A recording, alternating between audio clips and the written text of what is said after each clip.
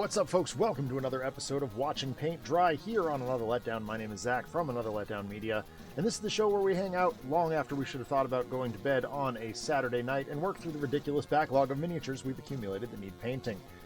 There's an old adage that says, if a miniatures painter ever runs out of projects to paint, he or she will die, so we're just trying to stave off death for as long as we possibly can.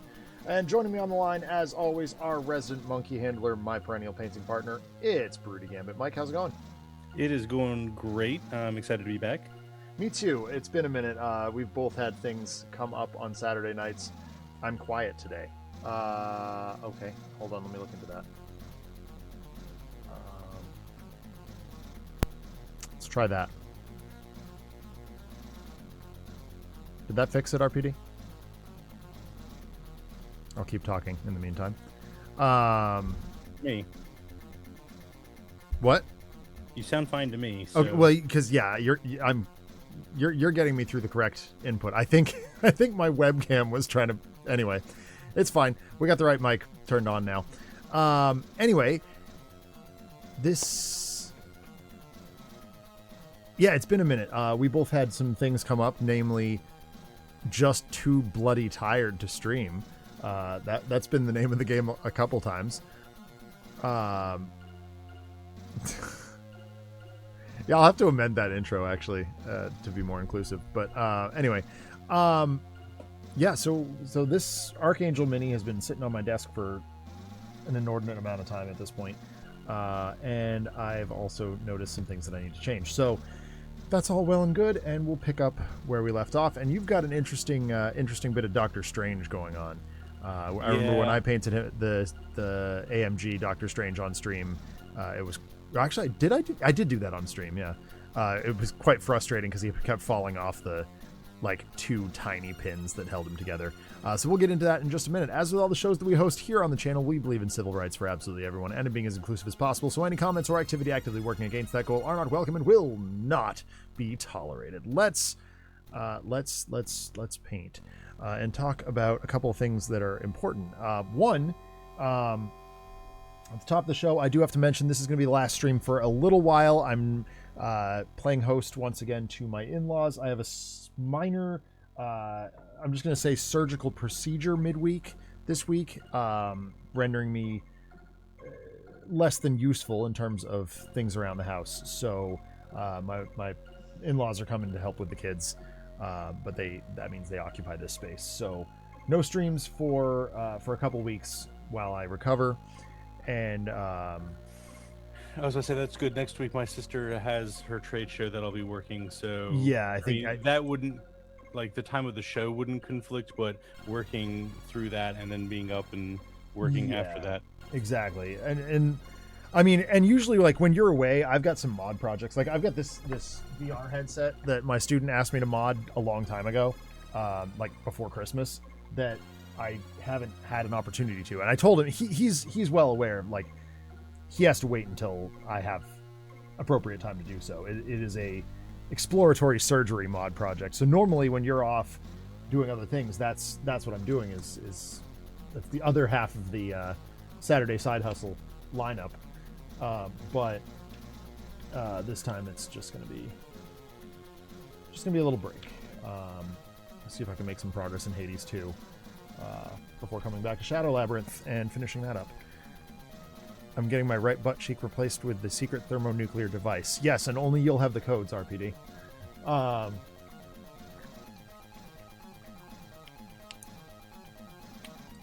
In other update-y business, I have mapped out. So not only do we have the season of the Metroidvania mapped out in theory, I also have the next season. Oops! Oh dear! Almost knocked him over. Did knock him over, but didn't break him. And that is going to be the season of the superhero, which I'm very excited about because some of the games are a little bit hilarious in terms of their relative superhero-iness. The games on that lineup include, but are not limited to, Wolverine, John Wick, and 007 First Light. So I'm still Still experimenting with that list a little bit, but we are inching ever closer to having that locked in.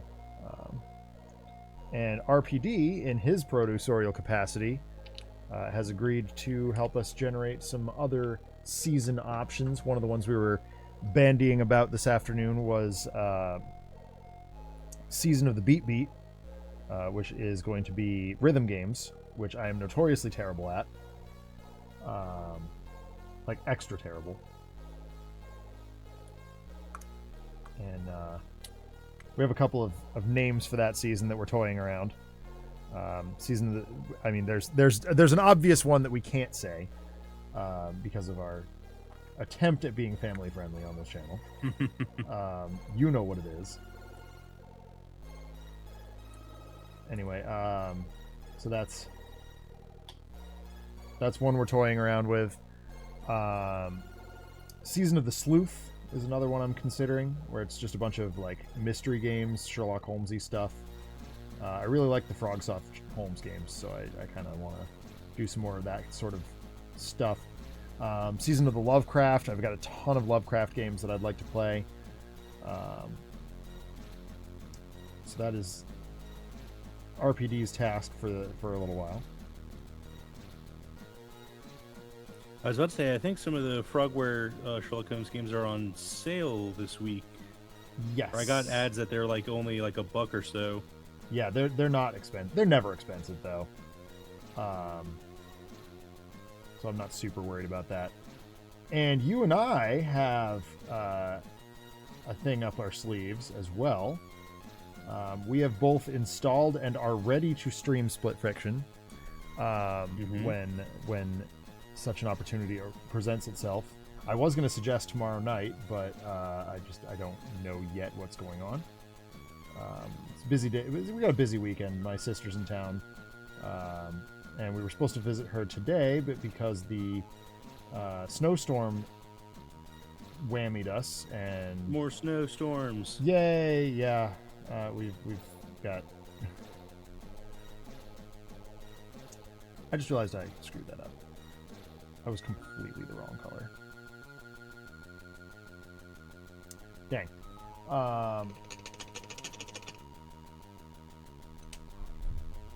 Yeah, those are not conventional Well, yes, that's true. Broody and I do have some some Lovecraft unfinished business to take care of.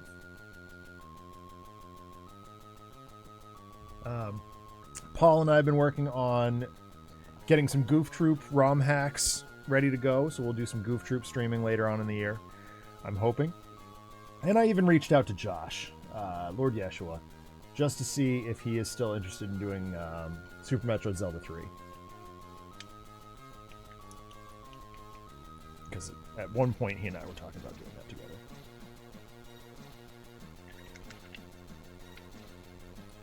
So a lot of cool content coming once we hit our stride here.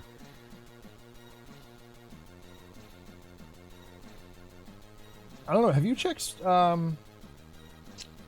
In Sync lately? Because obviously there's more. Yeah. Any new content? Weeks. Nothing new since the arcade level that they added. Okay. Because obviously, if there's anything new there, we are somewhat obligated to try it. That being one of the coolest co-op experiences I've had in a long time. I think you would say the same. I'm looking forward to that. Like, what is it, Overdrivers or whatever you shared with me a couple weeks back? The anime one? Oh yes, Overdrive looks sick. It looks very Akira Toriyama, like early Toriyama, and I am very excited for that. Broody and I have both agreed that that will be on our to play list soon as well, as soon as we are able to stream that. I'm very much looking forward to Split Fiction as well. Yes, I can't wait till we get time to do that. Yes. Split Fiction gaining a lot of critical acclaim, although it is under fire a little bit too. Maybe not so much as some things these days, but it is yet another in a long line of Nintendo hates physical copies. Oh, well, yeah. If you buy the the physical, it's just a code in a box, which is the dumbest thing in the That's world. pretty much everything from Nintendo nowadays. It's either a key card or code in a box, unless it's first party. Which is, I don't know, it makes me really crabby. Although it looks like there might be some progress on that. I guess the fan outcry has been loud enough that they have given some consideration, and there is reports slipping out that there will be different size cartridges, not just the 64 gig Switch 2 carts. Okay. Which is great. It's great news, if true.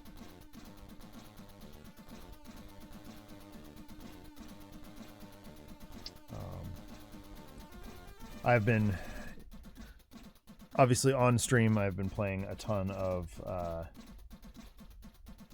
Shadow Labyrinth whenever I can. Game is great. Really, really, really like that game. I wish I was better at it, but it has a few Souls-like tendencies that can be kind of frustrating, but a lot of just good quality learning and growing in that game. Everything you do feels significant. It's just kind of the perfect Metroidvania experience. And then off camera, I've been playing a bunch of Hades 2, which has been a lot of fun as well.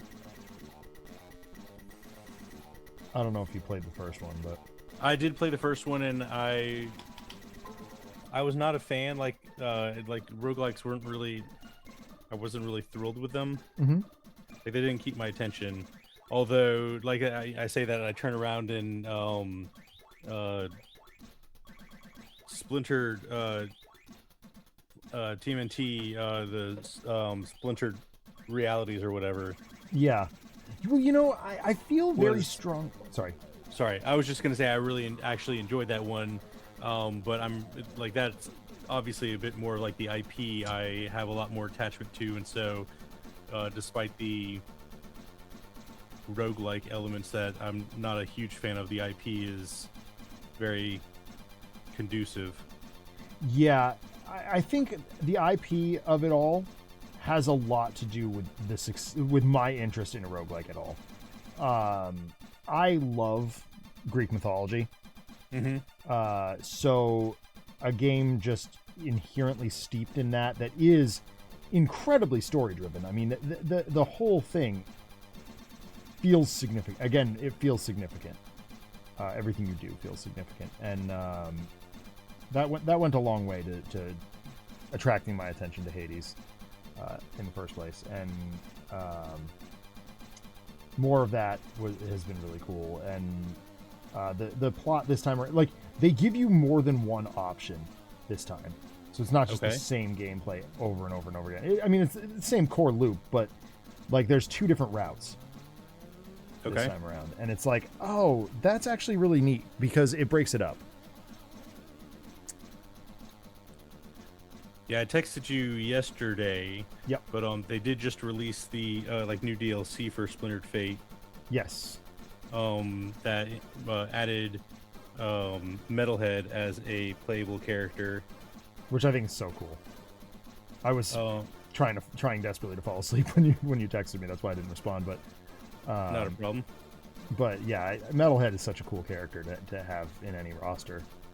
So yeah, now you have the four turtles, Casey Jones, and Metalhead to play as. And awesome. It adds in like a new arcade mode to play. That isn't quite this. I mean, it's mostly the same or similar, but yeah. I think it's a little bit more like randomized and not just going through the same routine of everything that you would in like your sort of roguelike. And they added an entirely new like tree of talents and skills that you can use. Nice. With Metalhead, it's called robotics now. Oh, cool. Yeah, that makes sense.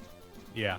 And it gives you a whole bunch of new things, and you can like combine them for cool effects and other things like that. So I've had fun making a couple runs and kind of seeing what the new combos and stuff are that you can pull off. RPD, it's interesting that you mentioned Kingdom Hearts here, because that is another thing that I was giving consideration to having be some component of an upcoming season. They're games that I've never touched, and I am a giant Disney fan, so a little surprising that I've never played Kingdom Hearts. I only played the first one. Yeah.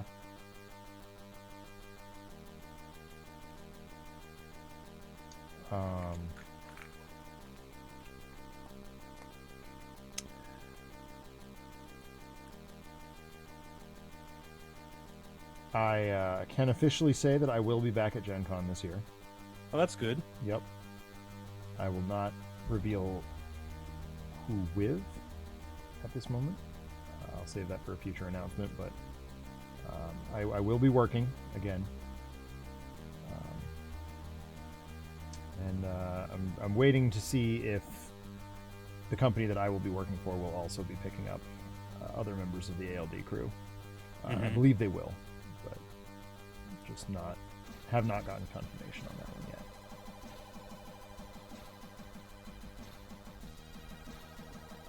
All right, there we go. That's better. Got the right colors that time. All right, oops, which one? Tell. There it is. So I've been thinking about them, and I'm not sure I can recommend them.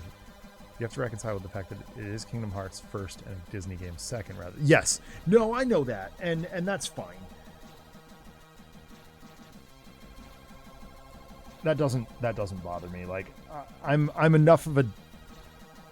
Oh, what's this alert me? Oh, weird.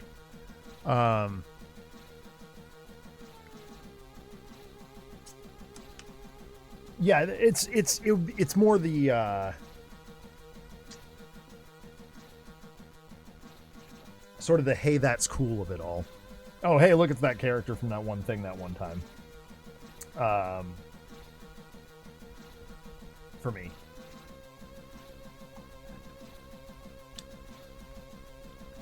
It would be, if I were to stream that, it would be like just steeped in random Disney pub trivia anecdotes and stuff.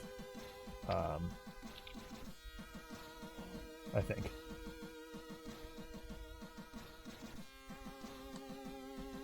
Oh, you can tell it's been a minute since I've painted. All my paint droppers are plugged up. Mm-hmm. It's a nice thing about dropper bottles, though, is they do unclog. Much better than your wells. Yeah.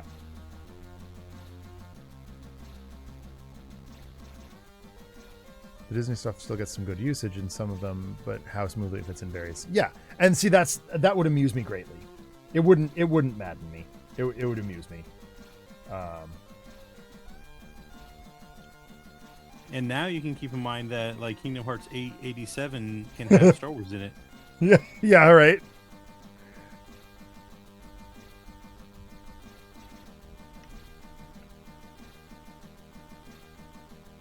There's an interesting question for you. What game franchise, in your opinion, is just horrifically overwrought and has overstayed its welcome?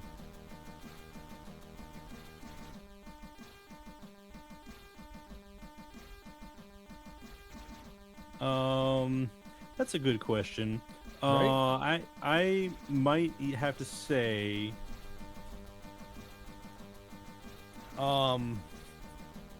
either Assassin's Creed. Yep, that would be on my list. And I only say that because I played the first one and did not like it personally, and so I never really played anything past it. But now they're on like 9,000, 19 or something. I don't know how many they've had so far. And Verizon is expensive. Yeah. Oh dear! Stop the with other the one. ads. Sorry, go ahead. Yeah, I was about to say, Dutchie said Call of Duty is the next one I would have said. Call of Duty hasn't been good since it left World War II. And they just keep coming with the new one every year with nothing to really change about it, just to make you pay $60 more. Yep. Yeah. Dutchie, that's a good call. Also, hello. Yeah, Call of Duty is the correct answer, I would say. If there is one. But Yeah, Assassin's Creed definitely is up there too for me. I remember being at PAX East when I think it was Black Flag was announced, and I was just like, why? And my buddies were all like, "Oh, Because Black they Flag, can. pirates!" I'm like, "Go play Pirates of the Caribbean. Go play Lego. If you if you want to play pirates." Go play Sid Meier's Pirates. Yeah, yeah, yeah. There's several pirates games.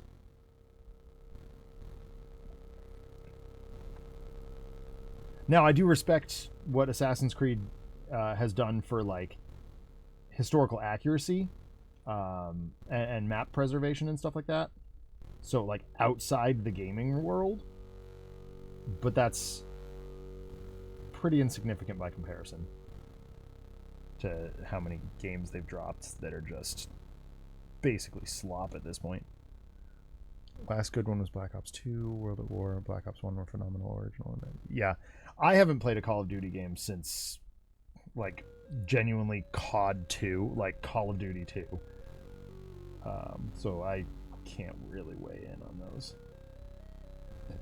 Other than, yeah, they're definitely overwrought.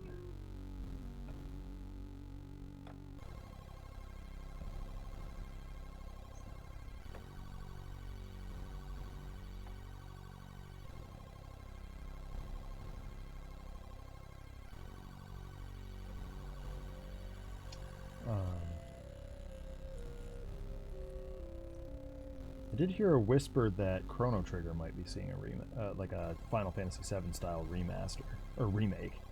Mm-hmm. I'm not sure how I feel about that. On the one hand, I'm like, dang, that could be cool. On the other, I'm like, don't touch the classic. Yeah, I was about to say that is a game that I've never played. I ended up picking it up on Steam or whatnot. I have it on my computer, and like I don't have the nostalgia. Like I tried going through it, and I'm just like, eh. Like I could see like maybe if I like really pushed through it being good. Yeah. But I feel like there's like mechanically it's a little lacking. I'm not big into turn-based games. I'm not. Yeah. Adam kind of bullied me into playing that, and I did love it. I mean, it is in my top 5 games of all time, but kind of in spite of itself. Also, Dutchy, if you're saying the last good Call of Duty was Black Ops 2, which Black Ops 2? Yeah, that's a good question.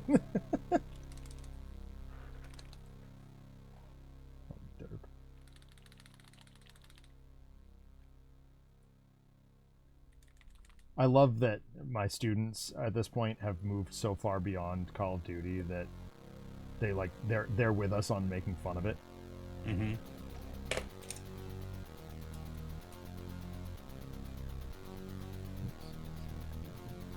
Darn.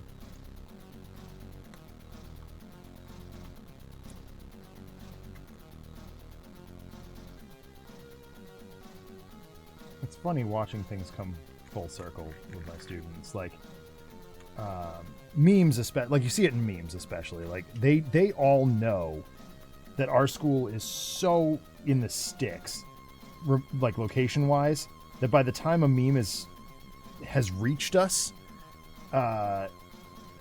it's already dead. Mm-hmm.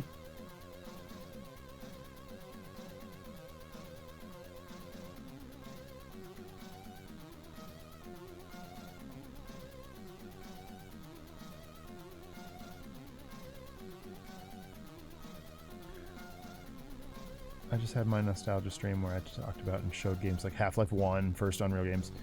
Dude, Unreal Tournament was... how you want to... Yeah, Fable 2 is on...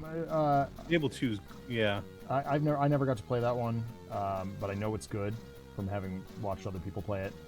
So that's another one on my list of possible games to stream at some point.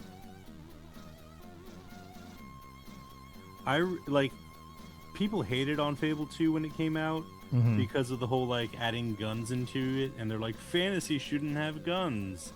And I was like, it's actually I find it interesting of like an evolution of time in the fantasy genre where it's like you're getting that sort of it was, I mean, it was just musket pistols and stuff, so it was like Right. powdered weapons and everything. I'm like, that makes sense. Like, time happens, and like, you can't it doesn't make sense to just have a fantasy setting where there's no progress ever. Right. Like, if it's stagnant, like, that's a society that's gonna die. Yeah, exactly.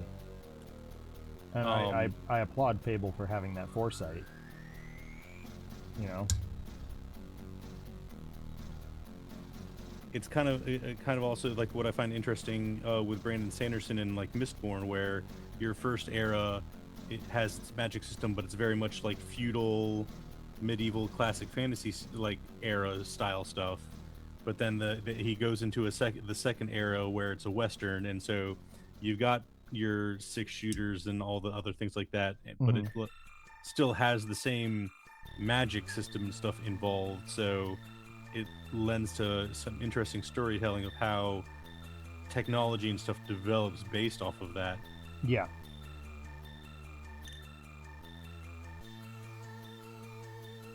Yeah, I mean, and even from a storytelling perspective, like, if you write, let's I'm going to throw somebody under the bus here. R.A. Salvatore, right? He did the Drizzt series for D&D.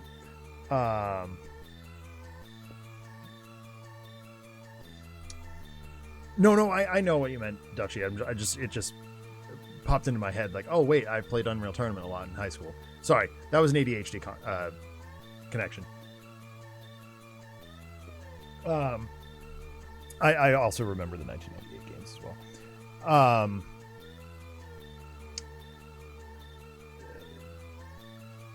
Like, his worlds, and indeed like the worlds of Dungeons and Dragons, for that matter, are all just derivative of what we saw. I mean, Tolkien was not the first, but I'm going to say Tolkien as the most, arguably the most prominent. And it's a shame, because it just doesn't do anything. It stagnates.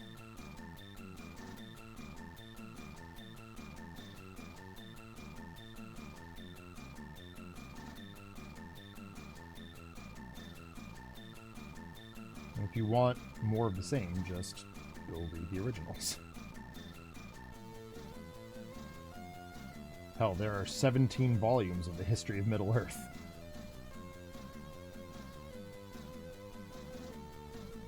Last I checked, there may be more by now.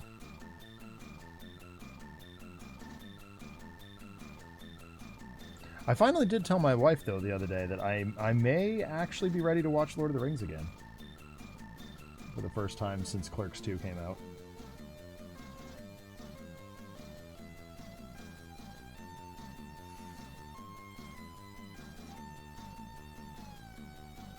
Which is substantial, considering that Clerks 2 is 20 years old this year.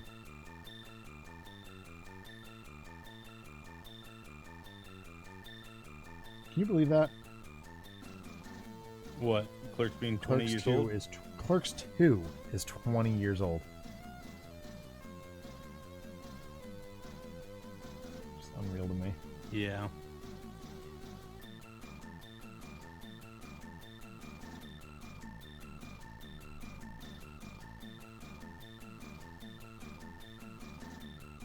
And speaking of things that are 20 years old, the Scrubs reboot starts this week. Mm-hmm. I waffle back and forth from being hyper excited to, oh god, they're really doing this. Yep. It's going to be a really interesting experience on Thursday when I get to watch it. Because I fully expect them to just lean on Scrubs as a meme and not as a show with heart. Yeah. And nothing we've seen out of the trailers and stuff has convinced me to the contrary.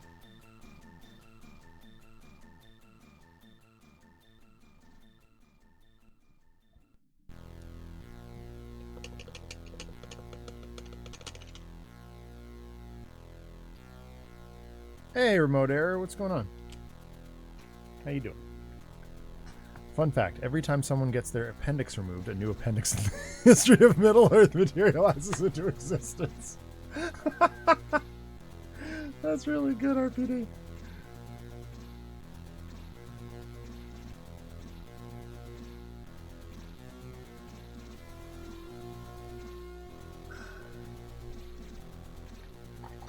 Oh my god, what am I stepping on? Oh, random. The floor. No. No, it's not. It's crap that I've put on the floor.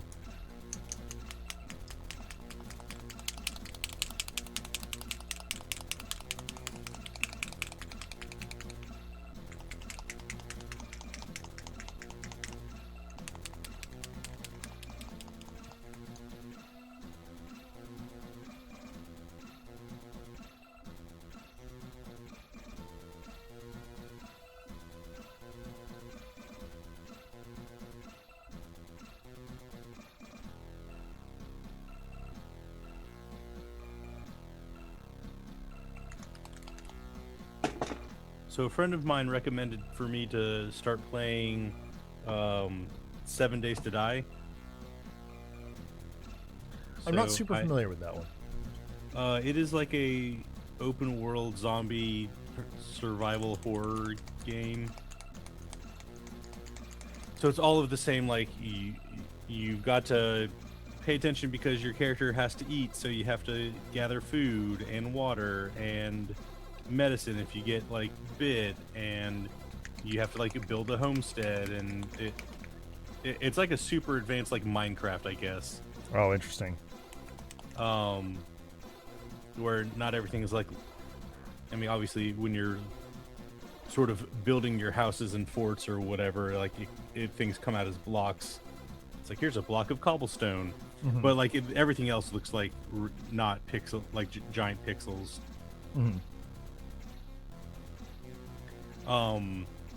But as the name implies, in the game, as you play, every 7 days, there's like a blood moon, and like giant hordes of zombies come and get you.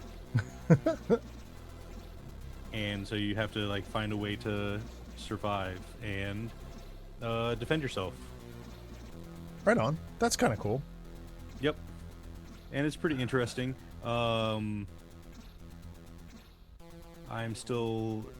I've only been played for a couple days. I've only hit my first blood moon. Oh, sure.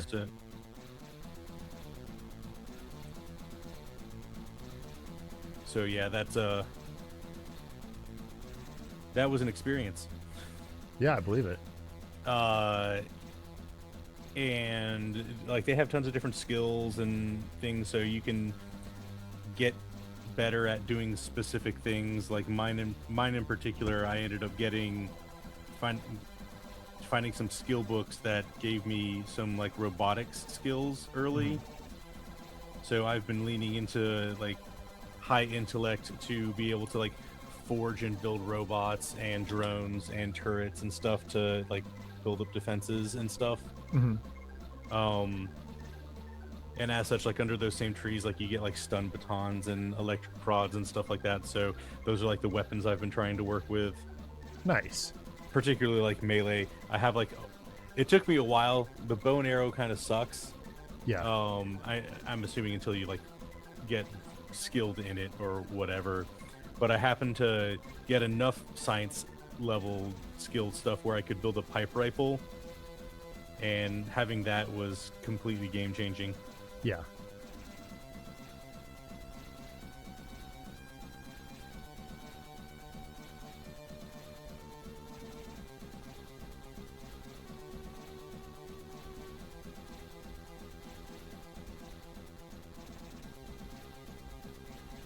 There we go. Okay. Sorry, I was trying to call up the reference image of this guy here.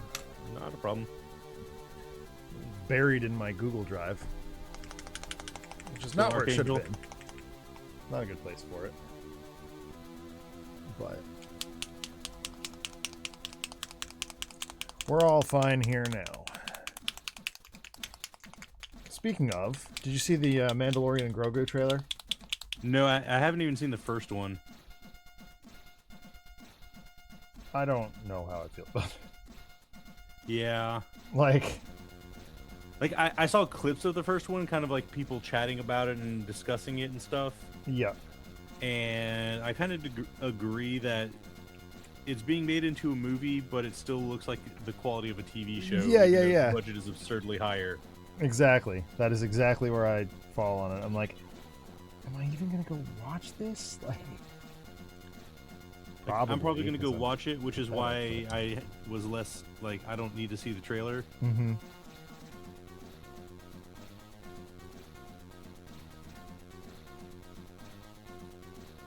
But yeah. Sigh. Mm-hmm.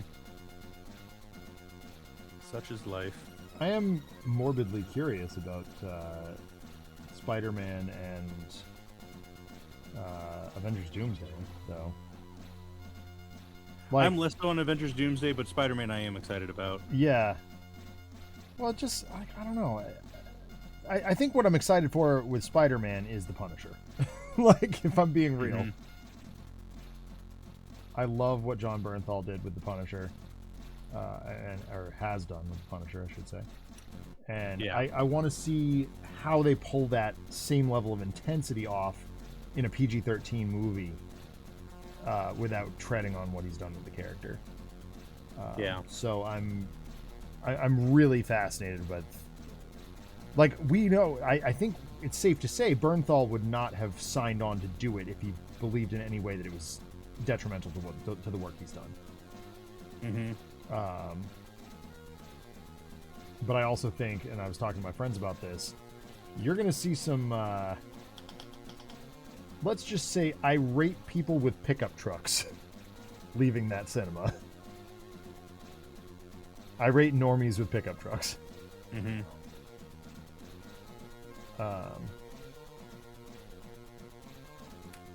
So that's going to be interesting. But yeah, I'm there for it. Everything that I've seen out of Sony and Marvel on that has me feeling optimistic. At least cautiously optimistic. What I'm the only thing I'm really excited for this year is Daredevil Born Again Season 2 and the Punisher one-shot. Which I love that they're calling it one-shot. Like, how Punisher is that? The Punisher one-shot? Mm-hmm.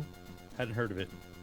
It's John Bernthal genuinely wrote a one-off special presentation for the Punisher, and they're calling it the Punisher : one shot, which is a perfectly Punisher title. So it's like just a single episode of television. It's like a long single episode, but not movie length. All right, how do I want to pull off the shadows here? Well, I guess I need to do this first.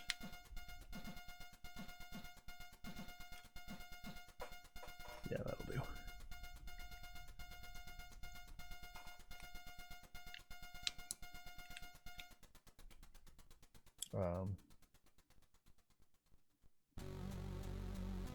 But I don't know. I'm so burnt out on superheroes right now. I am excited for Supergirl. Yeah, I'm kind of meh on that one. Although I did really like Superman. So I really like Superman. Like, for the first time in my life, I made sure I got a physical copy of Superman. I'm not, as you know, a Superman fan in any way.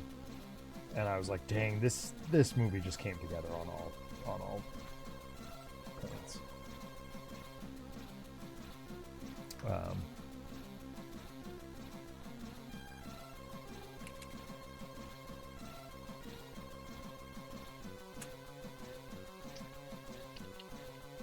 I was sad that I did not get a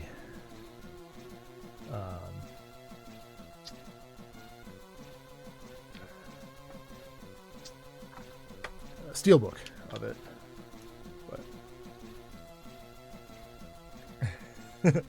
but that feels different though, RPD, because like I'm in control of what superheroes I want to experience, and as you heard from the list, and I'll elucidate to you some of the other ones later, or off camera, most of with the exception of Wolverine and Spider-Man Shattered Dimensions, which is a game I absolutely love and I think is criminally underrated.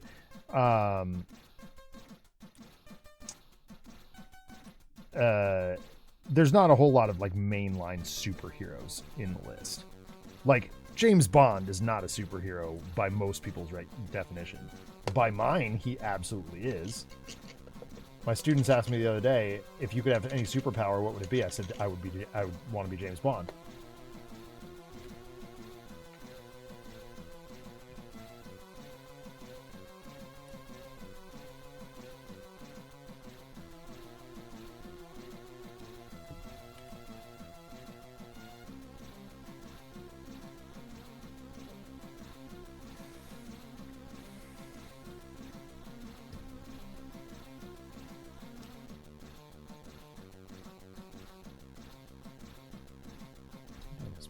Here.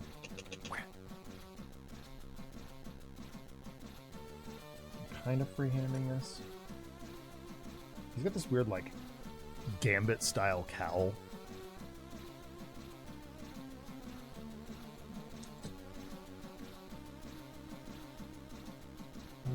What's this? This one's probably okay.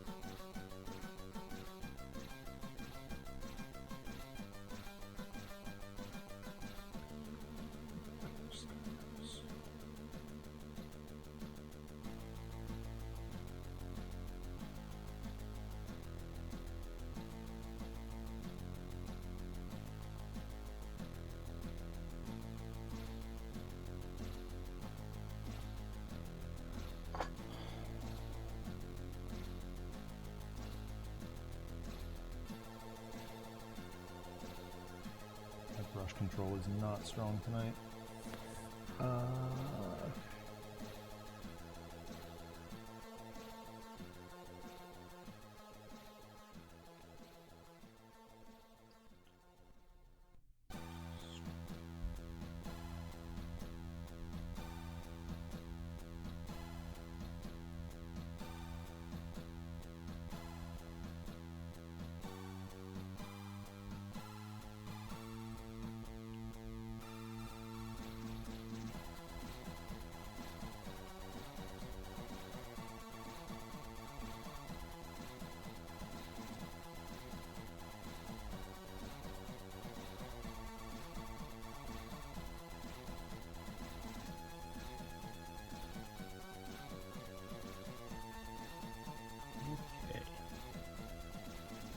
Well, this part is coming out pretty nicely.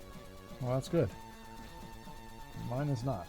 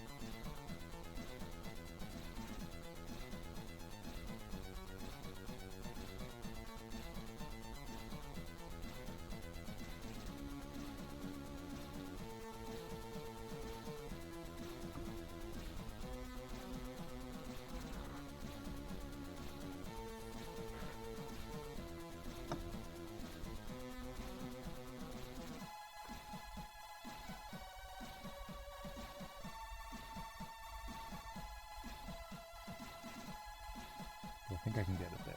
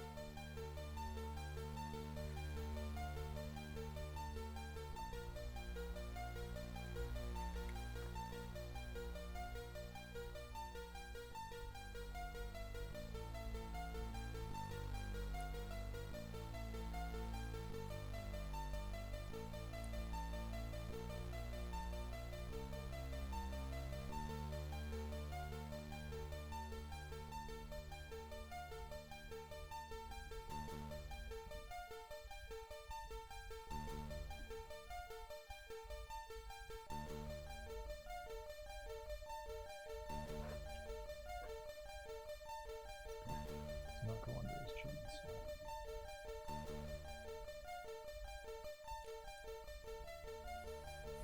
So this now, after the little orb thing has been created, has to insert that pin blindly into that hole.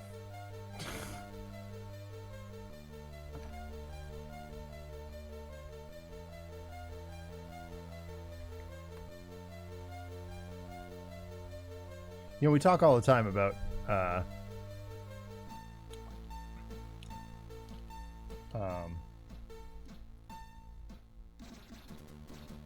miniatures that weren't made for painting in mind. Yeah. But that's also why I did this before, or painted it before doing it. So now the inside is all painted, as well as like these other bits that I need to put with Doctor Strange and stuff, so I can insert them. Chat, we'll get to you in a second. We're both kind of focused at the moment here.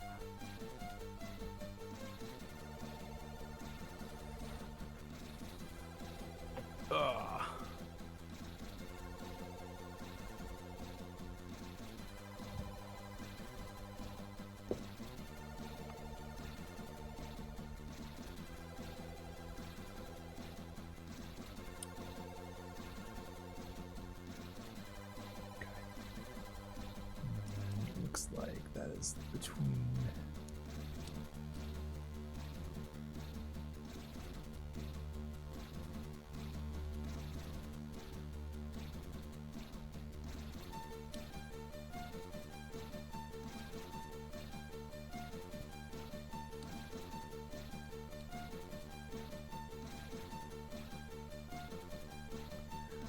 All right, so I'm with you with Bond being a super. Yeah, that's true. How topical the show I was just watching has a good handful of homages to James Bond and other stuff. Yeah, I love a good spy situation, especially when they do it right. You know.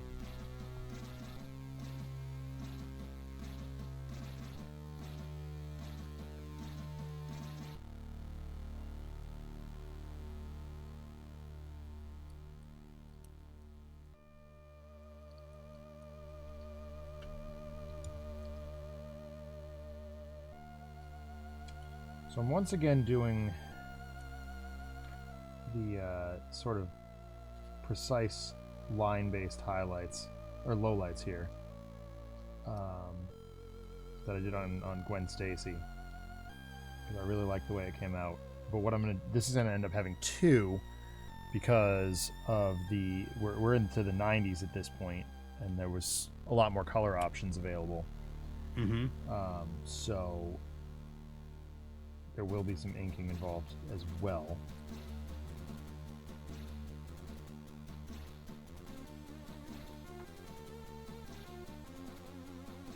And some black.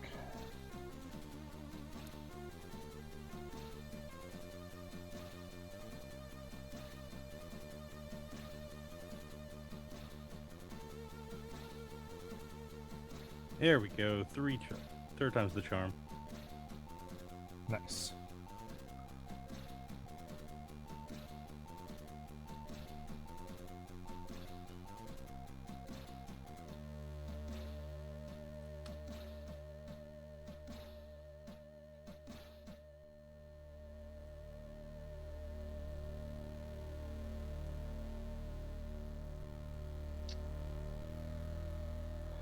Oh, I had a podcast recommendation for you that I wanted to share.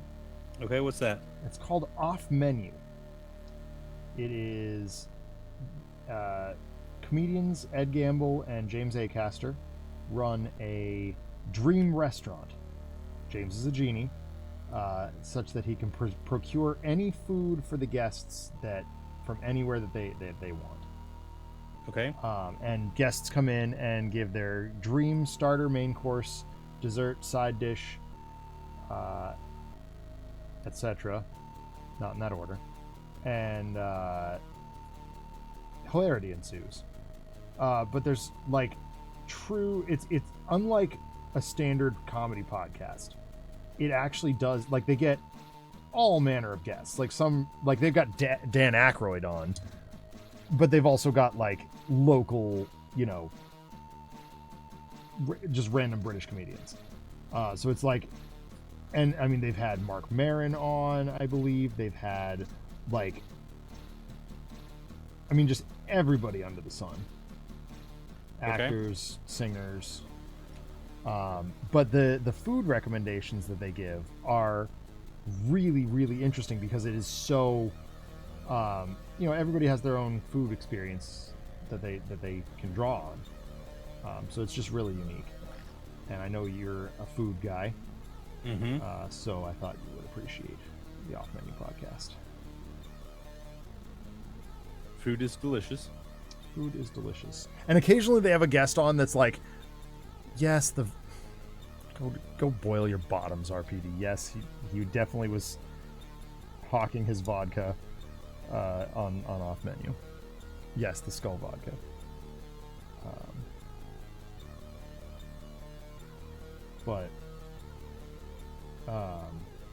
Yeah, it's funny, it's lighthearted, but it is incredibly insightful in terms of the food.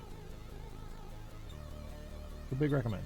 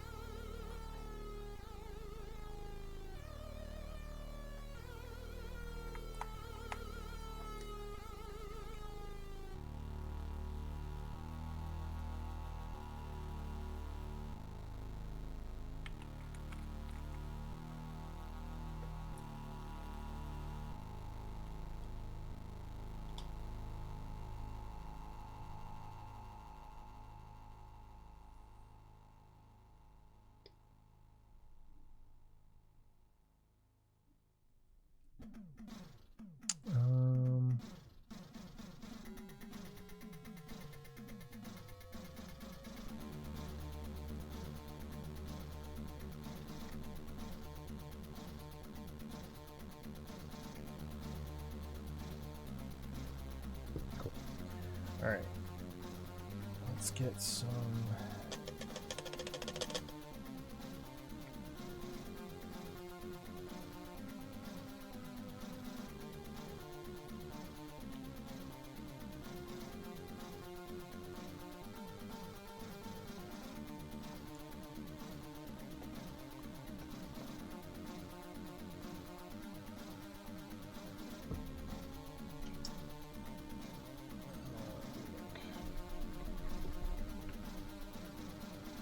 What's the blue ink called? It's the Nagaroth Nightshade? Dragonhoff. Drakenhoff, thank you. Not that I have these paints in here in any kind of an order that would help with that, but...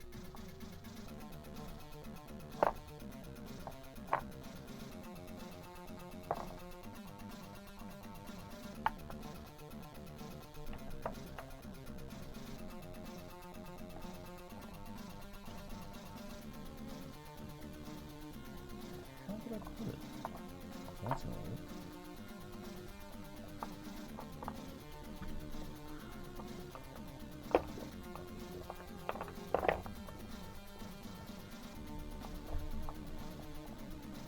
There we go. All the way in the back of the drawer. Shows how much I use Citadel paints in it at this point.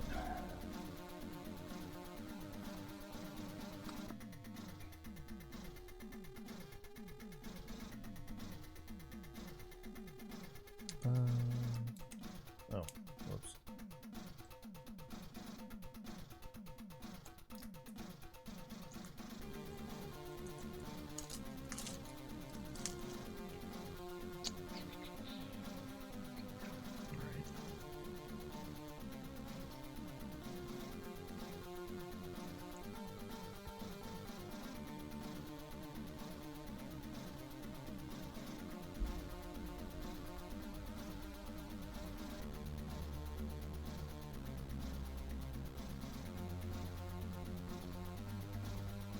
Oh, this is cool. What's up? I'm just slopping some nightshade on this base. Mm-hmm. And it really just makes these blue skulls sing.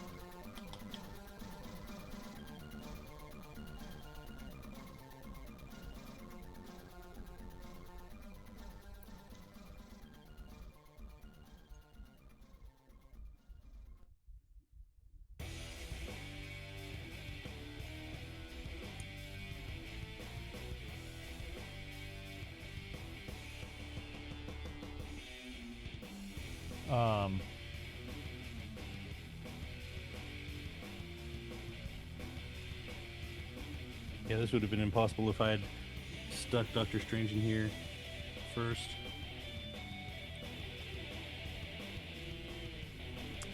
Yeah, it's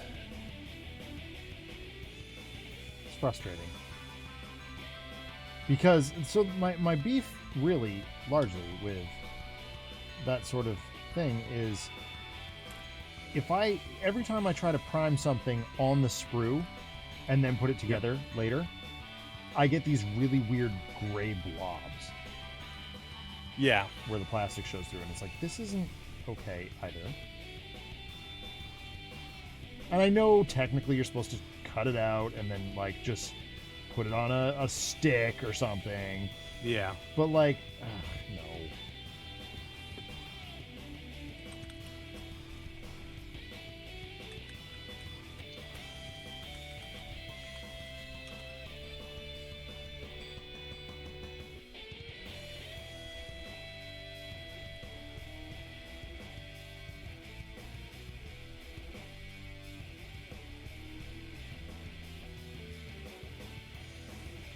Yeah, I thought that was the case.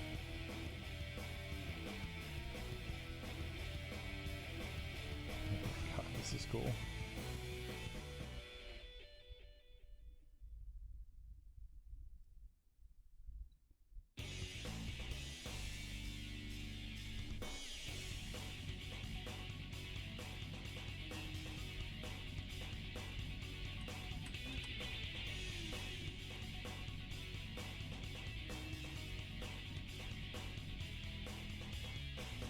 Yep, I'm going to be taking some liberties with this. Yeah. So the mini that they have with Doctor Strange in here has, like, it's just a black bodysuit with, like, the white chest symbol stuff on it, whereas like the comics is the blue. Yeah. And so I'm going to do the blue instead of the black on this. Yeah.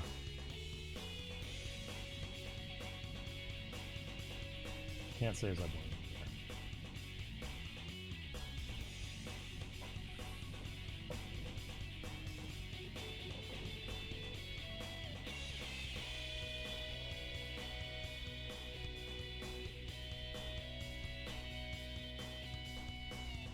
No, I don't want to go buy a comic. I want to look at a reference photo.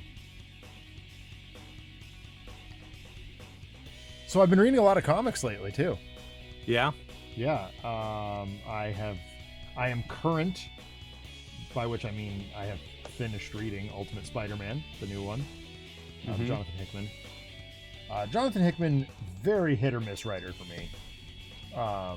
But he hit on this one. It's sort of a what-if story, but it shows an alternate universe where Spider-Man did not get, or where Peter Parker didn't get his powers. Okay. They were, like, the opportunity was taken away from him. Okay. And dang, what a cool story. Like, it shows Peter and MJ, like, truly, like, they are 100% meant to be together, in love, married, kids. And it's like they actually get to be humans. and not comic book caricatures. Really, really cool bit of writing. Hickman knocked it out of the park, and yeah, there's just some really, really neat human moments, and it's unfortunate because they very clearly, like, there was room left for more, you know, and Marvel was like, "Oh, the comic's done, cancel it." We're like, "No, okay, nothing we can do here." Yeah, that's unfortunate.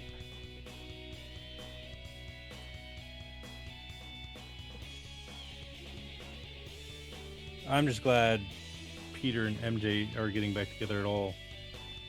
Yeah. Well, you know what the current thing is with MJ. What? She's Venom. I did not know that. Yep. That's main 616. Yeah. Yeah, it's trash. That is the dumbest decision. Mm-hmm.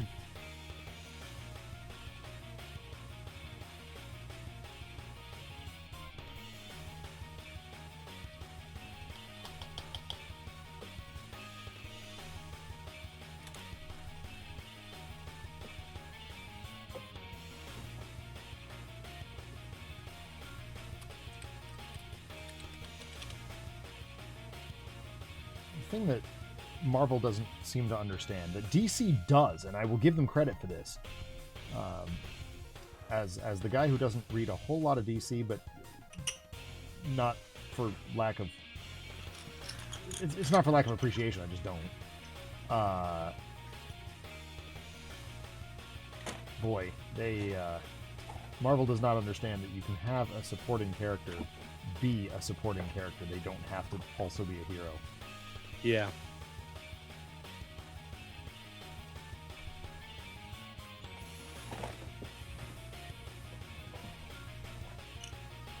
That is definitely the truth.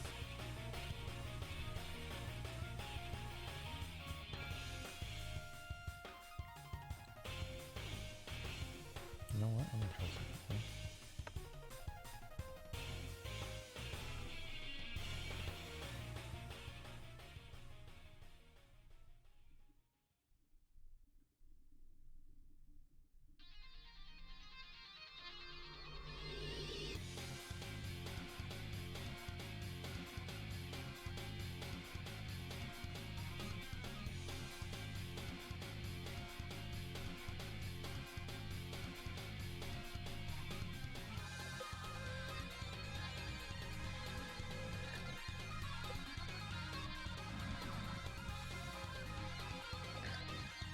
Yep, okay. I really like what that did. Created a harmony that I didn't know I wanted.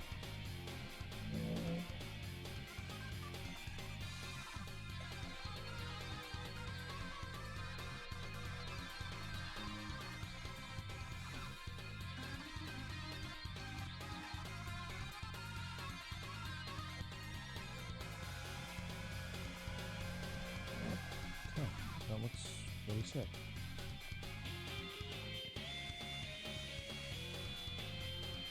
Let's highlight that back to white as well. Now I've realized the mistake of this order is that I don't have a base, and therefore the base is not primed. Oh, whoops.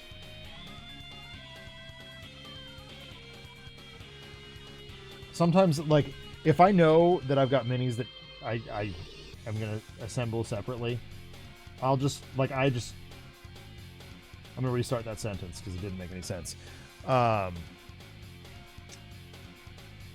Sometimes I will go ahead and just prime a few bases just to avoid that, because I know it does happen every now and again. Do we have another subject to move on to? I feel like my convoluted hang-ups of the nature. Fair enough.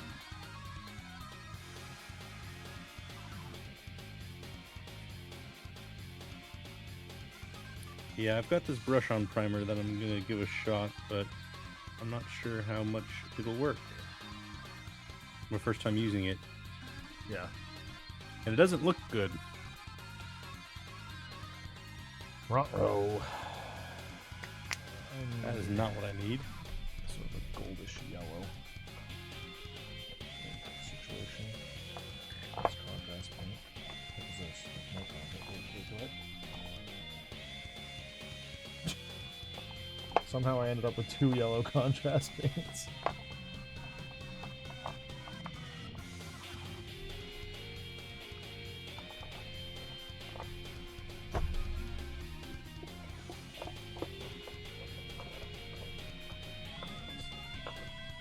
Come on, get out of there. Yes. Yes, we have loads of other subjects we can move on to. RPD.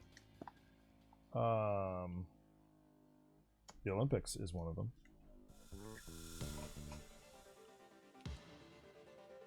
I was really cranky this week because we wanted to watch the women's final hockey.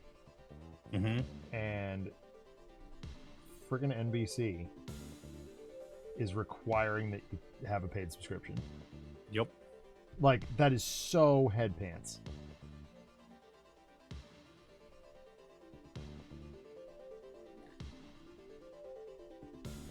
The Olympics, I feel like, is the one time that we should get a pass on paid subscriptions. I can also see an argument for the World Cup, but yeah, right. and I say that as a soccer fan. Like, I love soccer, but I'd be much more interested in having a subscription waiver for the Olympics than soccer.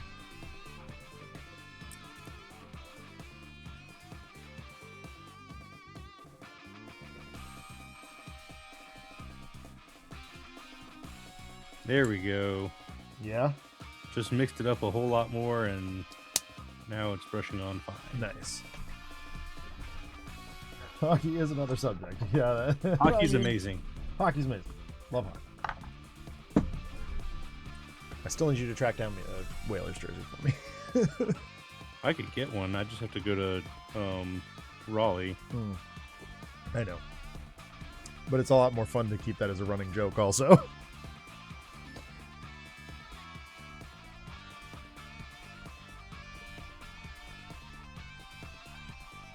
That's cool. Alright, so I'll let this ink dry for a minute. And I guess that means we contemplate our next mini. Not gonna get very far on it. This is Firefly from Batman Gotham City Chronicles.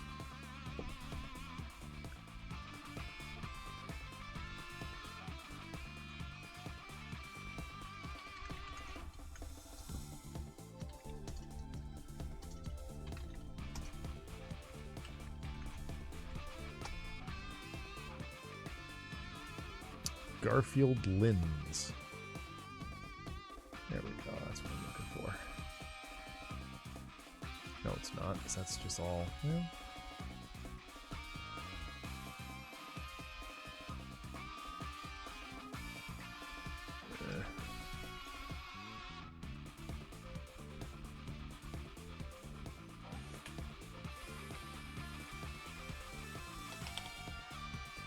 Oh, this'll work.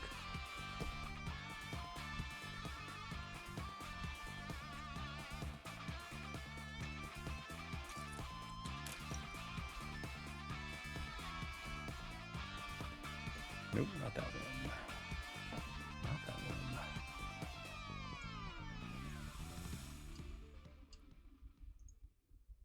Yes, okay, sweet. Oh, this will be fun. Okay, so we got a lot of just black, which is, I guess, helpful. Oh, I can do something cool with this. A little dark gray with some yellow accents. And then I just kind of like dry brush the red over it. It's sick. Alright, let's give it a shot.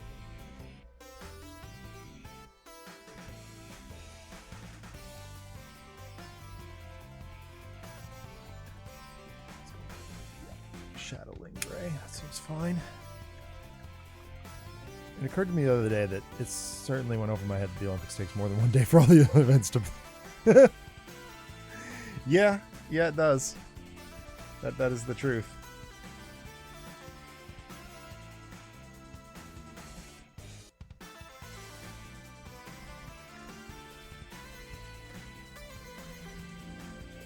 I mean, it does with that attitude.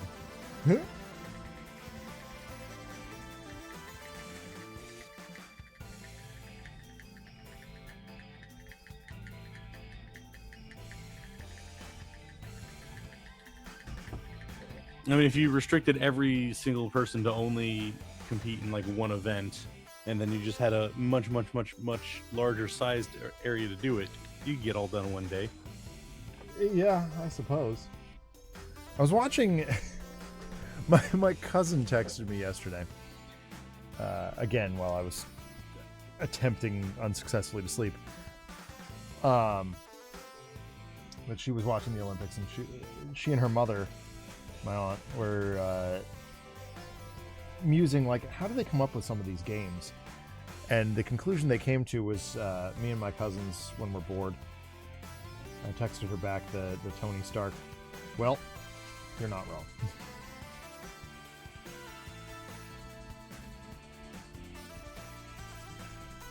Because I was watching snowboarding, or no, skiing, like half pipe skiing. Mm-hmm. And I'm like, whose idea was this? This is. Someone watched the X Games and was like, "That'd be awesome in snow." Well, I mean, yeah. I mean, there was Winter X Games too, but. Mm-hmm.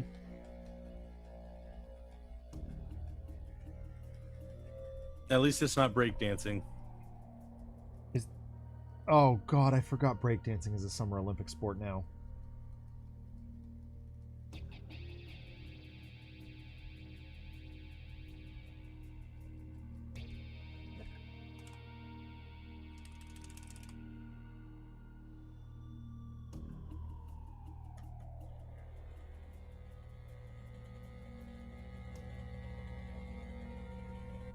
Wasn't there a weird controversy about it last time too?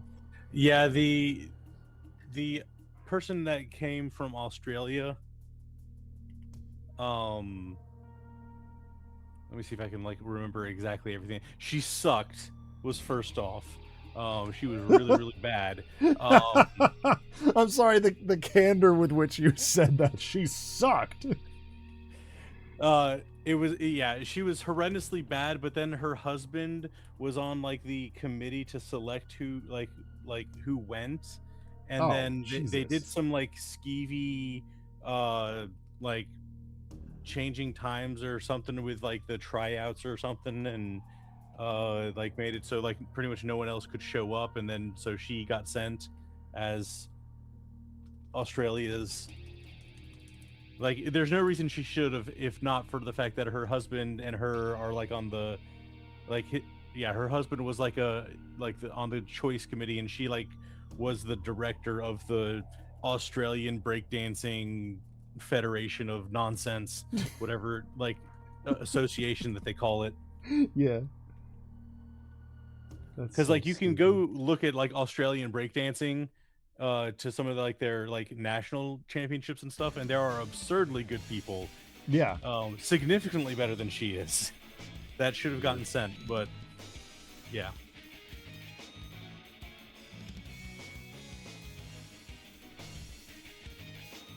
That looked like it makes it better.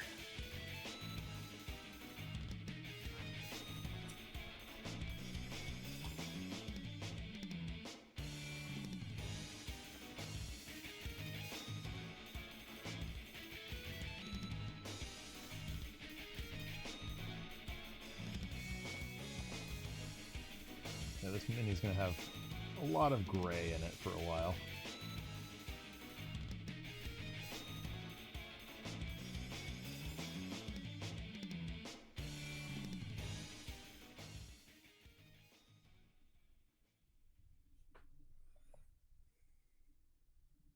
Ooh. John.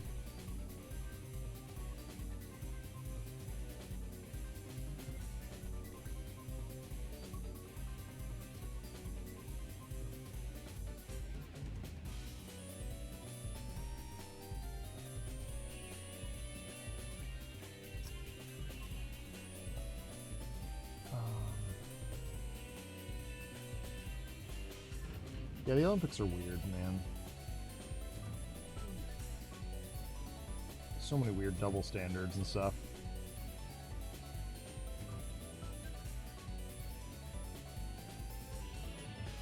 In terms of like who can compete and who can't for professional athletes. Yeah, it's like because it's supposed to be amateur, but then America's just like, you know what, we're gonna send all of our NBA players to play basketball. And NHL too, like. Yeah.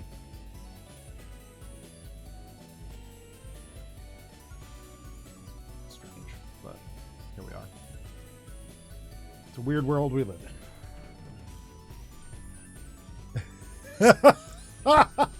RPD. Oh my god.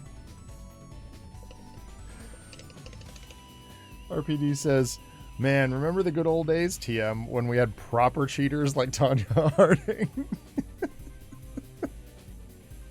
So that is a reference I don't get off the top of my head. You've heard Headline News by Weird Al Yankovic? Yes. Tanya Harding was the woman who hired some guy to club her opponent in the kneecaps. Ah.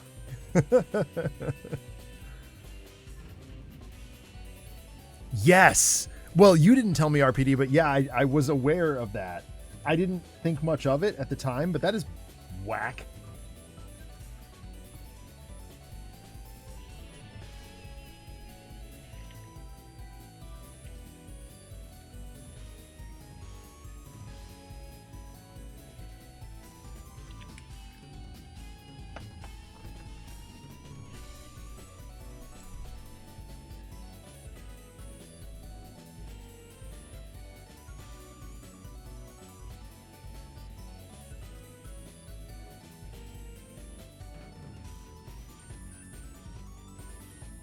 Exactly the color I was looking for. Look at that.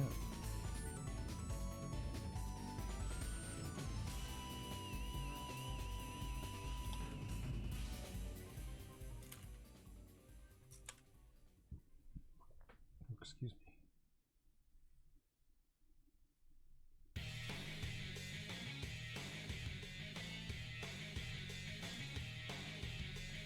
Did I tell you that Zach Sucks at Games finally has a proper kombucha sponsor?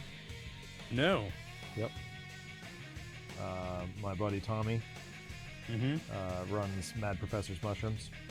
And he is currently brewing up Scoby-Wan Kenobi. Nice. And I've named the next 3 of his scope. Or, well, we have Scoby-Wan Kenobi, but we also have 2 more names in the pipeline. We have Officer Scoby, which is a reference to the movie Alice's Restaurant. And we have Scoby Have, which is, of course, Austin Powers.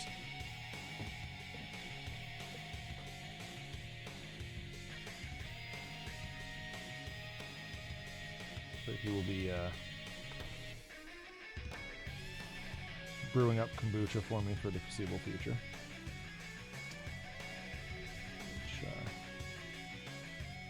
Which saves me a bit of money. Yep. Although the stuff that I'm drinking now is not as exorbitantly expensive as the GTs. It's actually pretty cheap by comparison.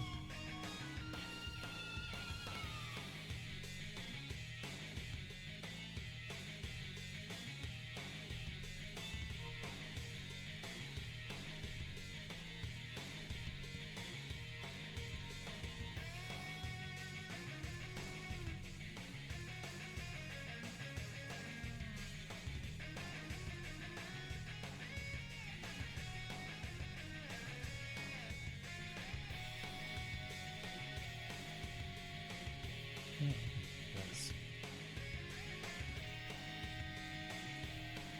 I think show up a little better. Working on a smaller mini.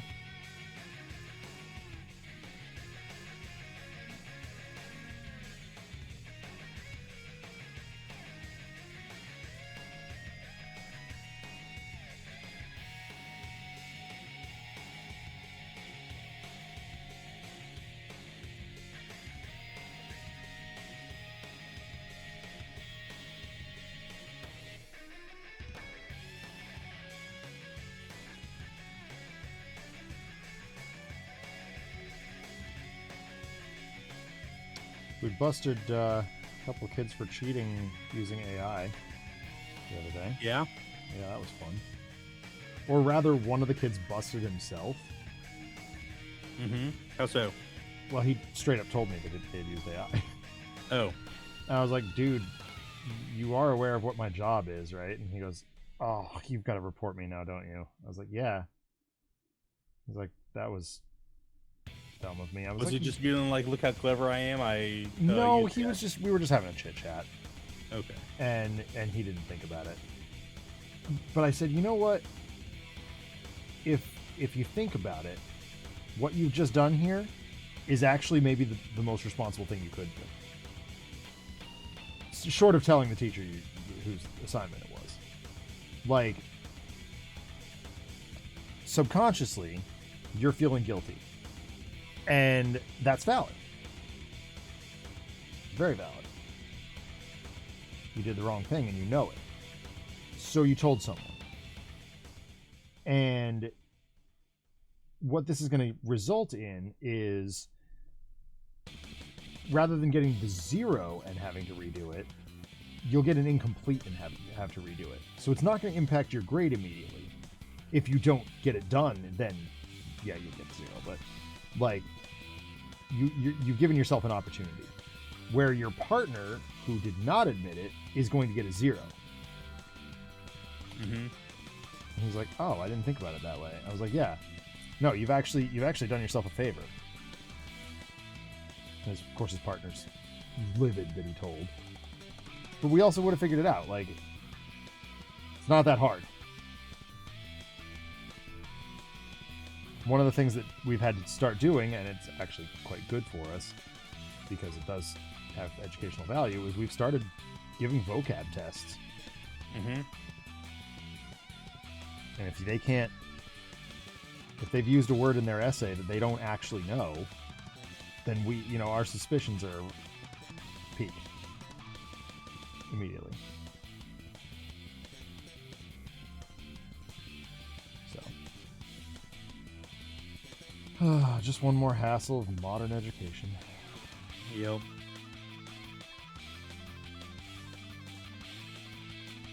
Adam brought up a good point to me the other day, though. He's like, when we were growing up, we were told we'd never have a calculator in our back pocket. Mm-hmm. Well, we do. So we can use that now. Like, we're not going to tell people, no, you'll never be able to use AI. It'll never be, it'll never not be theft or whatever the problem is of du jour. But we can say, yeah, eventually this will be ready for prime time, and it'll be something you can use. But right now, we're not there. So you need to have the skills to make it work for you instead of against you. And even with the idea of having a calculator in your pocket, knowing the reasons behind it is infinitely much better. Yeah, exactly. And just being able to punch it in and do it. I tell the students all the time, almost every single day, the difference between a smart person and a clever person. They think I'm so smart because I have answers to everything. Well, the reality is, I'm not that smart. I'm clever enough to find an answer.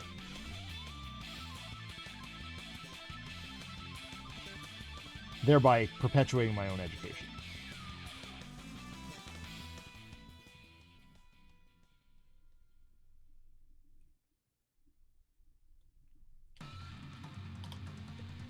Yep. I mean, it's even evident in what we're doing right now. Like, oh, what character is this, Remote Error? Sorry, this is Firefly from Batman Arkham Origins, primarily. Or that's the style that I'm painting him in. RPD says, man, I already used my remote. Yeah.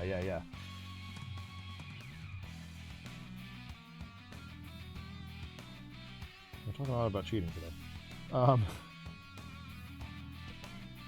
So I'm kind of just slapping down a base gray We will put quite a lot of yellow in there later. I've got a yellow color shift that I'm going to use, or like a burnished gold that I'll use for his eyes.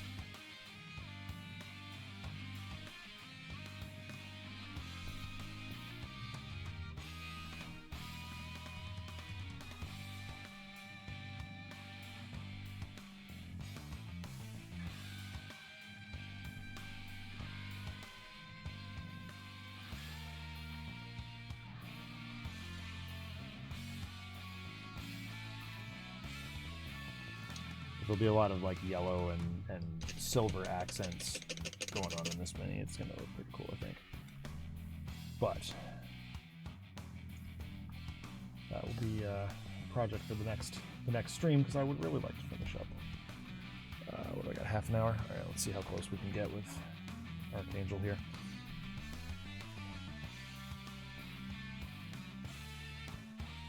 That white is still some life left in it. All right, good.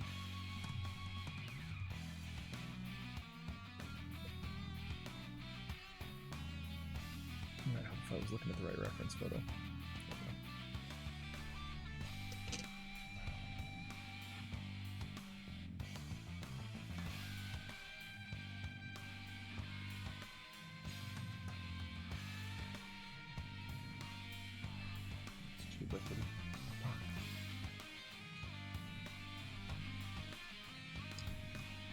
You know what I was playing the other day and tremendously amused by? What? Commander Keen. Do you remember that game? Mm-mm. An old MS-DOS bit of nonsense.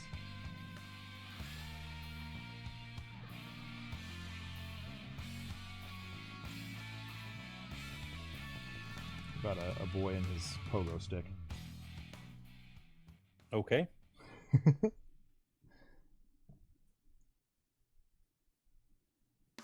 He somehow gets stranded on an alien planet and has to get home, armed with a ray gun and a pogo stick. A little dumb platformer, but really hard. It's a lot of fun.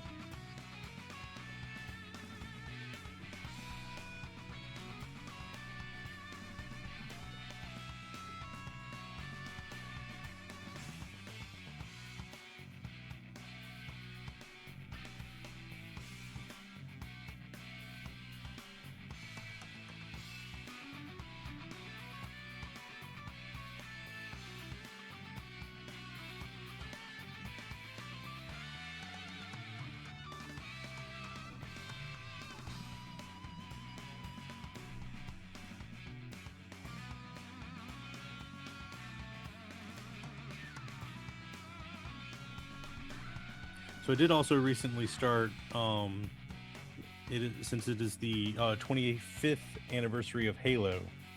Oh, yeah. This year, I started a run through of Halo again.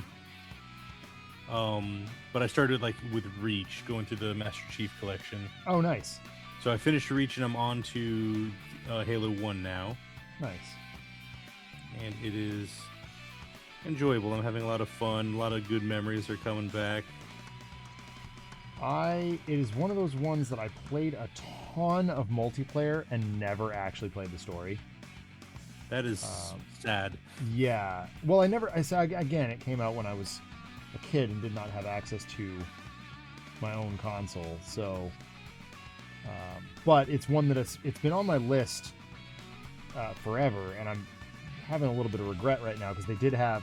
I don't want like you can go to any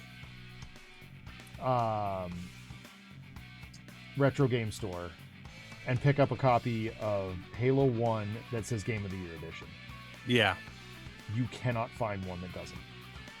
And Level Up Games, our home store here in New Hampshire, had one for the longest time. It was like there and there and there. It was like $10, and I should have pulled the trigger. Never did. I was like, it'll be here next time. And by the time I went down and was ready to pull the trigger, it was not there anymore. And I'm so crabby about it because I should have bought it.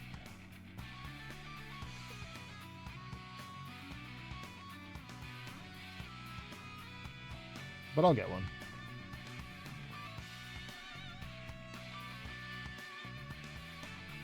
I absolutely hate when you get that special edition that says Game of the Year edition or Platinum Seller edition. I don't care.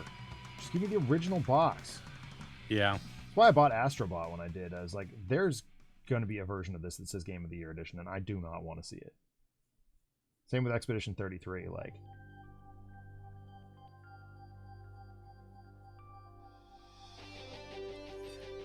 Although I will say, usually a lot of those Game of the Year editions and other stuff, very frequently, especially in later years, started coming like pre-installed with all like the DLC and some other stuff like that. So yes, there was like a some distinct value benefit to to it. doing that. Yeah. Because I also don't love the idea of having to, if I want to play some DLC down the road, having to rely on a server that doesn't exist. Yeah. As anybody who watches this channel knows, I am a physical collector through and through. And a lot of the any money we make basically doing this, doing any of these shows, goes right back into materials, which largely includes physical games, because it's just what I want to see.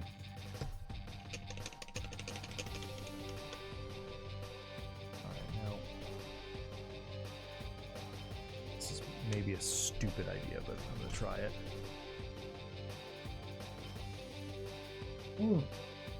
Yeah, that's the that's the example. RPD. It's got like 900,000 quotes on it and a random picture of Batman.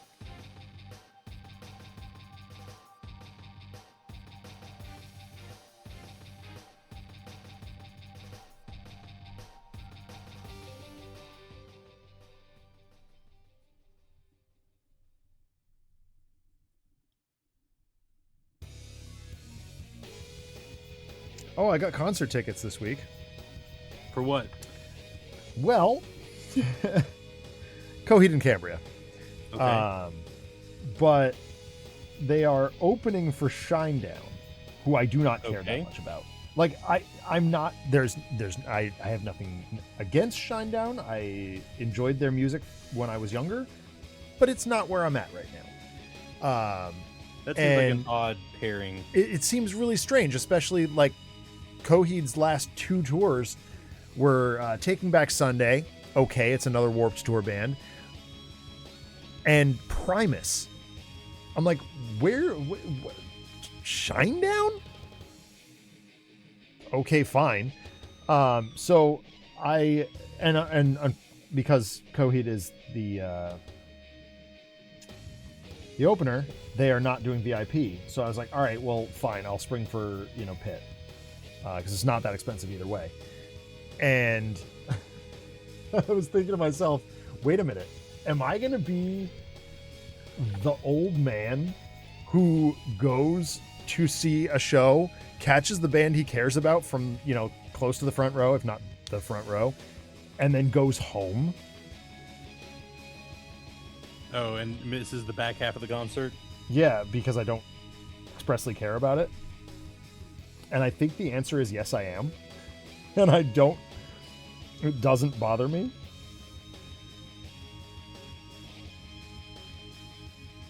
Okay. Makes sense. Right?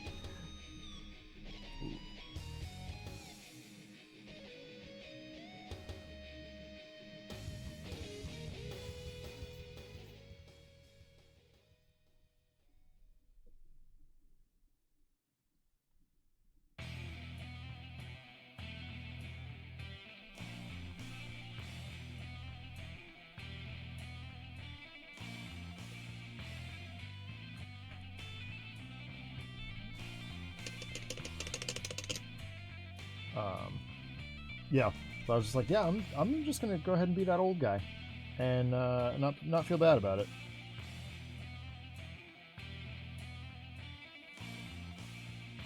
Foo Fighters doesn't look like they're gonna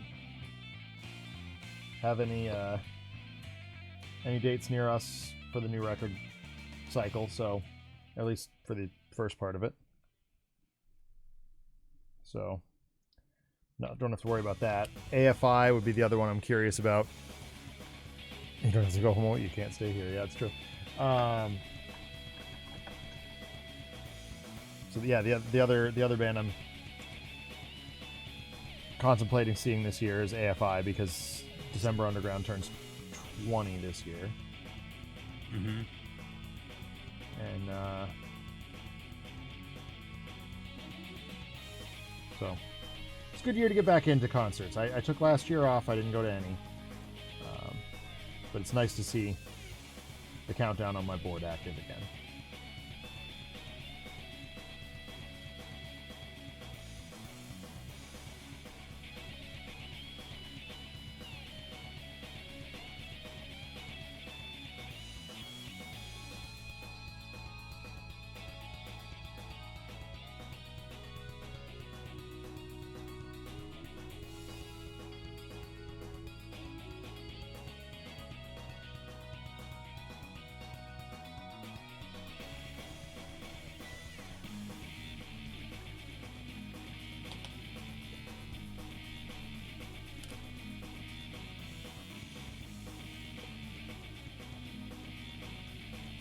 It's been a long time since I've been to a concert. I used to go to like several a year, and it's so expensive, and it's such a long, like, yeah, I'm old. Like, I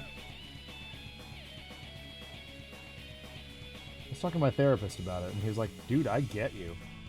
Like, there's something to be said about, hey, I get to go, see the band that I care about for, go on at like 8 or whatever, be home by 11.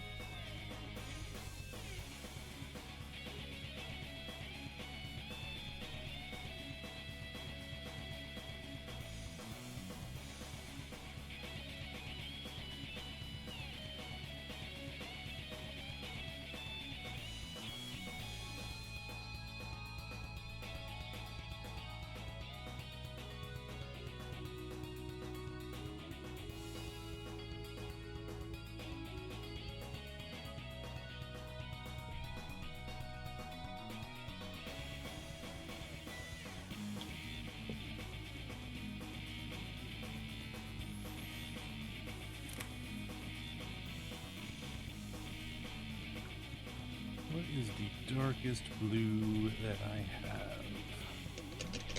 Have you ever been alone in a crowded room? Maybe. That's a line from the song Dark Blue. So musically, I've been working on my remix playlist. Let me tell you, it's not always as fun as it sounds to sort through tracks to see what makes the cut. Recently, I had to go through an album that it's about 80-some remixes of Smooth. Oh no, RPD.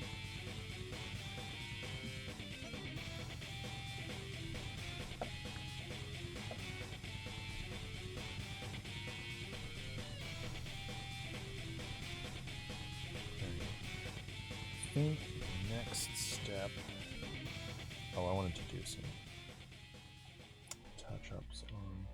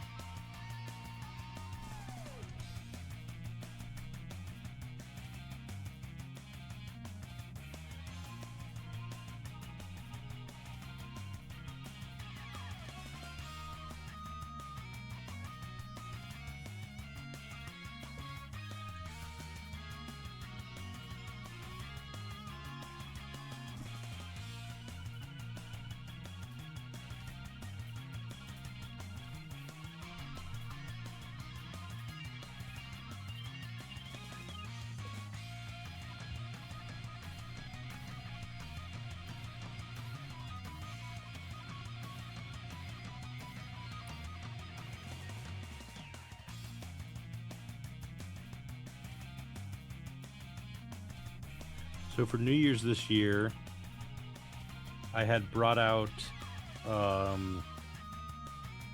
Rock Band. Oh And God! showed it to my nephew and niece, and they had no idea like what it was. They hadn't like ever heard of the game or. But we ended up playing for a while on New Year's Eve, had a blast, and I just never really put it away. And so like I've still been picking it up every couple days or something and playing it. It's actually turned into almost a bi-weekly thing with some friends of mine. They come over like on Friday after work and we just play songs. I was always hot rubbish at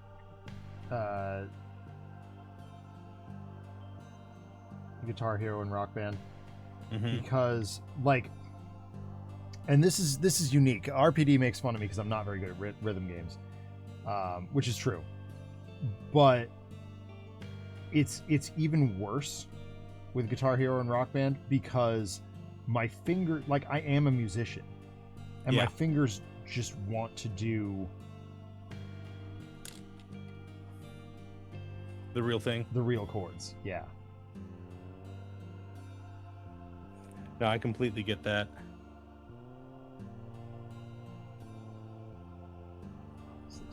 I was impressed at how quickly it came back to me, though. Yeah. I've heard it that it does come back long quickly. for me to just be like, oh, okay, I remember where my fingers go. Yeah. And then it's like back to like expert, like Freebird and stuff like that. That's impressive.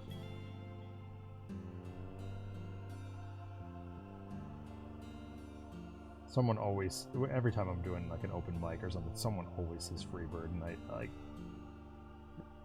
It's a meme now, so. It's so annoying. I should write a song called "I'm Not Playing Freebird." I'd be shocked if somebody hadn't done it by now.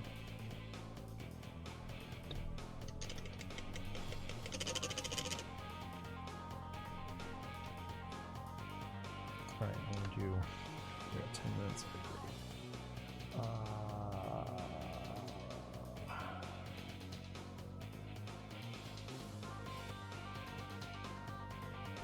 Use regular black. I'm not gonna go Max Darth here. My brain deals with the cognitive dissonance by classifying plastic guitar as its own instrument.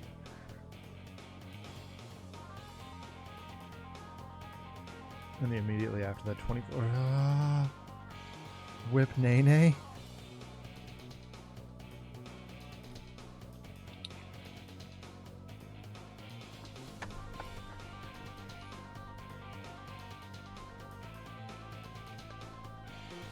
Yeah, yesterday we were playing, and we've been we were just like randomly picking songs that we may or may not have ever actually heard of before. Sure.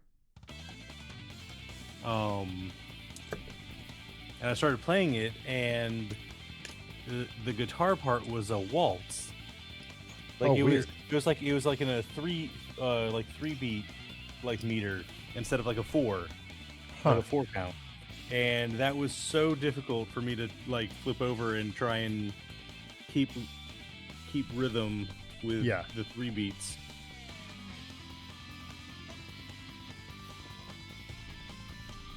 So that's I guess maybe the advantage of learning to play guitar but completely by ear. Is I don't, if it sounds right, it's just I'm good.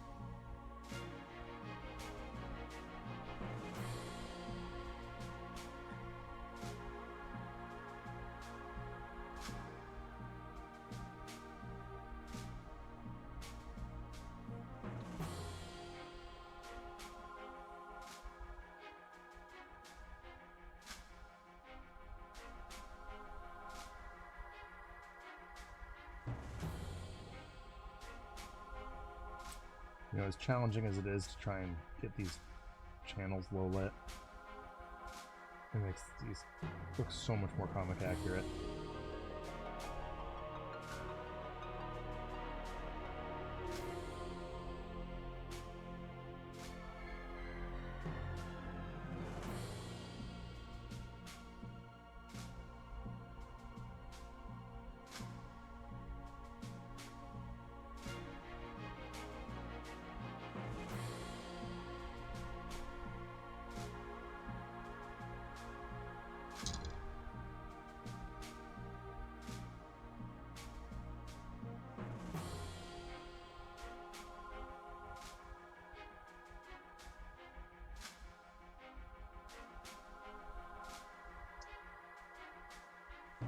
So I started reading the new Mega Man comics, or Mega Man X, from Udon.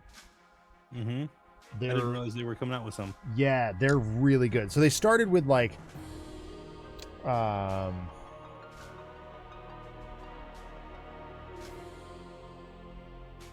they started with like these just timelines, one-shot things. But I guess the pre-orders were so strong for the X one that they turned it into a full series. Nice. And it's really good.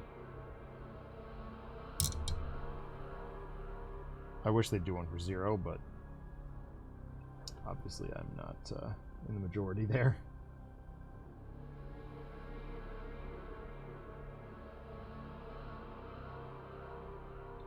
Remote Error says there is a community of people that have continued on to Guitar Hero called Clone Hero, yep, where people have made their own note charts, yeah. Yeah, I saw someone play like Through the Fire and Flames on 200%. I was like, that's mad.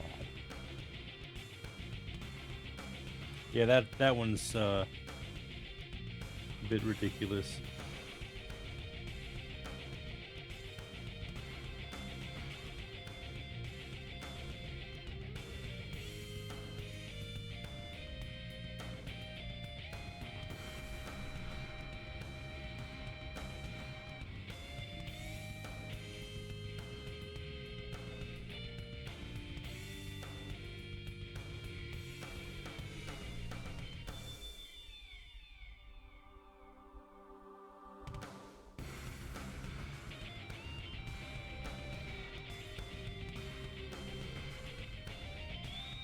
Yeah, exactly.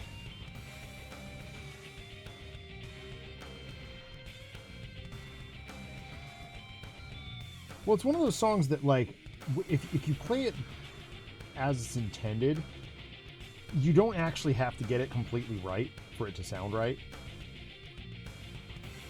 Because there's so much other stuff going on sonically in that song.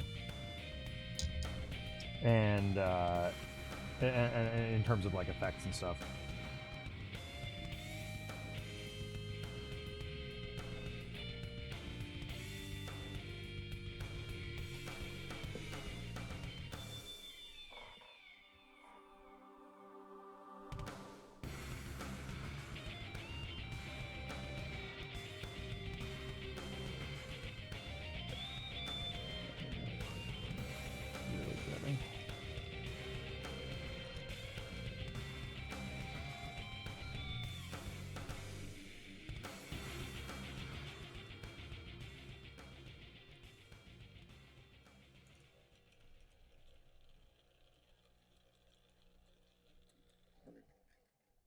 Oh, bravo.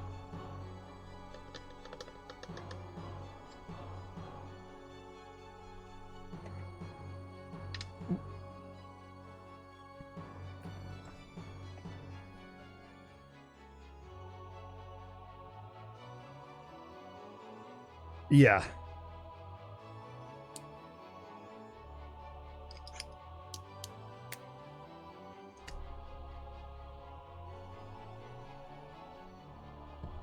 I did want to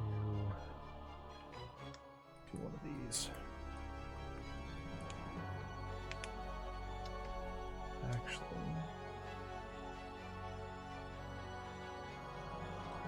try something here.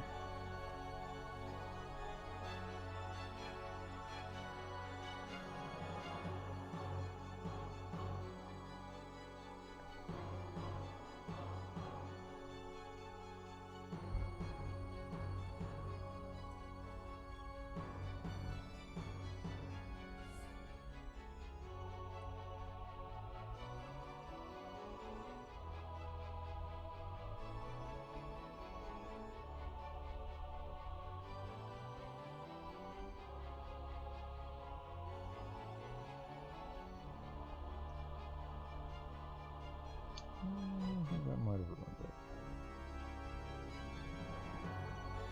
Let's see.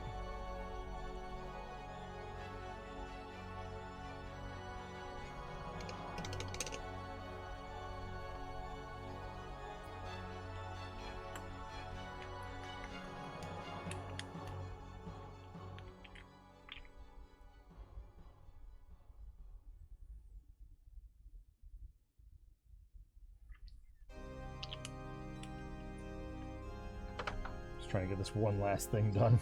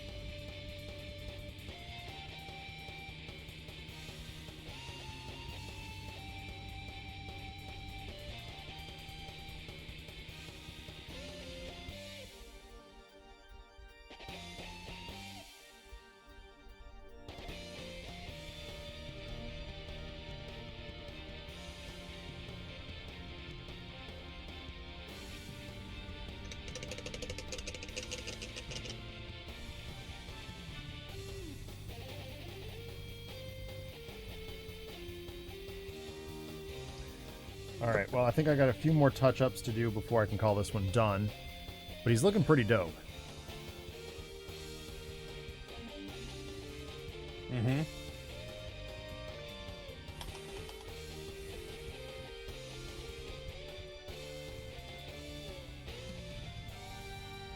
I've definitely got to dry brush the base a little bit. I do have, I think, correct dry paint for that. Of course, I couldn't tell you where. Is it?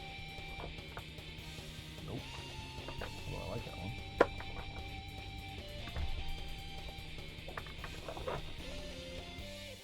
Oh, I've got a Necron compound. Yeah, here it is, Thunderhawk Blue. I'll throw some Necron compound on the wings too. That might be nice. But I think I gotta call it for the night. I don't know about you, but I completely understand. Yeah, wiped. Same deal.